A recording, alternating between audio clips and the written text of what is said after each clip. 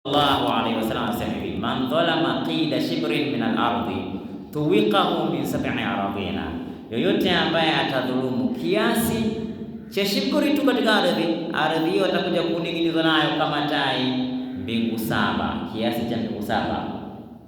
Sasa huyu ambaye anadhulumu ardhi hapa duniani, tunaishi katika ardhi, mwanadamu anakaa katika chumba hata mita 5 hakina, lakini yuko radhi mwanadamu amdhulumu mwenzake ardhi yenye mita 7, 8, 10. Kipande kidogo sana cha ardhi anaona ni kawaida na anapenda sana ardhi. Wakati anakufa mwanadamu huyu ambaye amedhulumu ardhi, akiingizwa kwenye kaburi lake, mwanadamu tunamweka kwenye mwanadamu, si anatakiwa atoshe, lakini atoshi mwanadamu kia anavyoipanua watu, anakuwa mwanadamu anabana, bado anabana.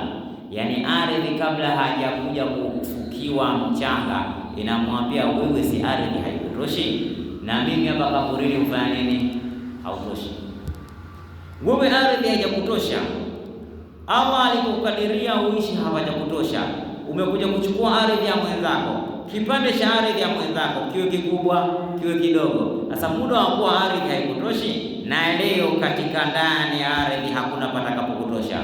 Maana ukienda kumweka katika mwanadamu, bado mwanadamu anakuwa mdogo tu, mpaka wengine kutokana na dhulma aliyofanya katika ardhi, hata ile kaburi nayo kila wakimweka bado kaburi inakuwa ndogo. Chimbeni kidogo, lete chembe tuchimbe, bado kaburi inakuwa ndogo.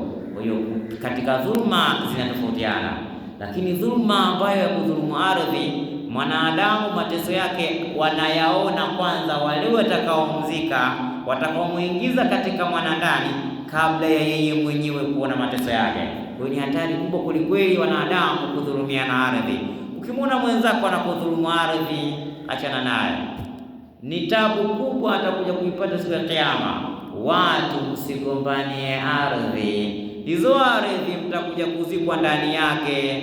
Wale ambao wanakuja kuzikwa chini ya ardhi, maana sote tutazikwa chini ya ardhi, tutazikwa.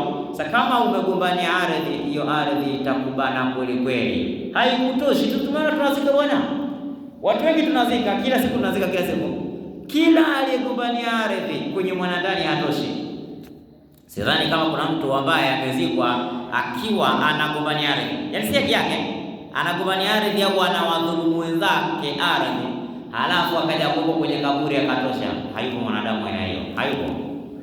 Wote wenye kugombania ardhi, yaani kana kwamba ile ardhi yenyewe inamwambia huyu mwanadamu, wewe si ulikuwa hapo ni kwenye mgongo wangu ulikuwa hautoshi?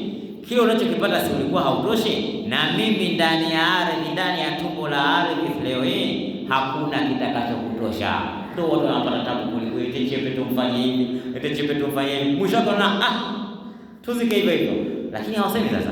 Hatuwezi tukakuja kujua tukakwambia jamani huyu mtu hajatosha katika mwanadamu. Kwa sababu gani?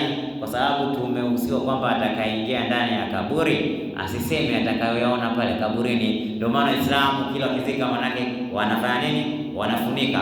Tofauti na wale ambao wanazikwa mfano na jeneza lake au na sanduku. Yule huwezi kuona kitu manake huko ndani atajua mwenyewe, lakini yule ambaye anazikwa na sana kama walivyozika manabii tokea Nabiiullah Adam alivyozikwa mpaka Nabii Muhammad sallallahu alaihi wasallam. Sisi wenye kufuata manabii walivyozikwa na tuzike wafuasi wa manabii kama walivyozikwa manabii, ni lazima manake wewe kitu juu kidogo angalau msitiri. Kama kuna kitu chini ya kaburi watu wasifanyeni, wasikione, kwa sababu watu kikiona manake itakuwa umewaudhi wale wenye baba yao au wenye mama yao au wenye ndugu yao. Kwa hiyo wasione kwamba kwa sababu watu kila mmoja anafanya nini katika ulimwengu. Inawezekana maadamu unakaa naye unaishi naye, lakini kumbe mwingi usiku anageuka kunguru, usiku anageuka panya, anageuka hatujui. Wewe unajua? Hakuna anayejua. Sasa siku ya kifo ndipo ambapo kwa manake siri zinaanza kufichuka kwamba kumbe huyu mtu alikuwa kunguru, kumbe alikuwa mara paka mara panya, yote yanafichuka.